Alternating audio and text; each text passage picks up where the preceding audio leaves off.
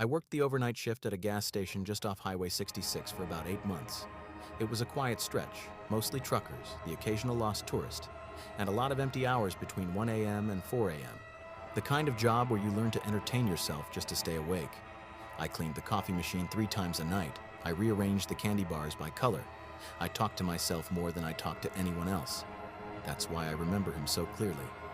It was a Tuesday around 2:17 a.m. The parking lot was empty except for my own car under the flickering light pole. I was behind the counter scrolling on my phone when the bell above the door chimed. I looked up. He was a man in his late 40s, I guessed. Jeans, a gray hoodie, baseball cap pulled low, nothing unusual. He walked to the drink cooler, stood there for a minute, then came to the counter with a bottle of water and a pack of gum. Normal? Boring, even.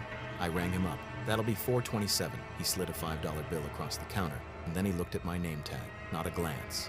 A long, deliberate look, like he was confirming something. "Thank you, Sarah," he said. I didn't think much of it at first.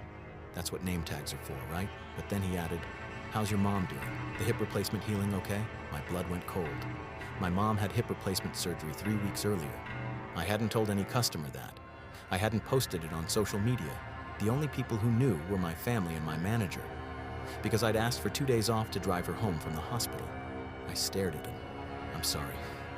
Do I know you?" He smiled. Not a friendly smile, a patient one, like he'd been waiting for me to ask. He said, "But I know you." He picked up his water and gum, walked out, and got into a silver sedan parked at the far end of the lot. A car I had not seen pull in. The engine started.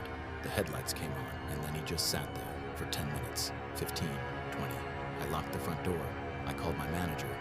He told me to call the police. By the time the officer arrived 20 minutes later, the sedan was gone. They checked the security footage. Here's what they found.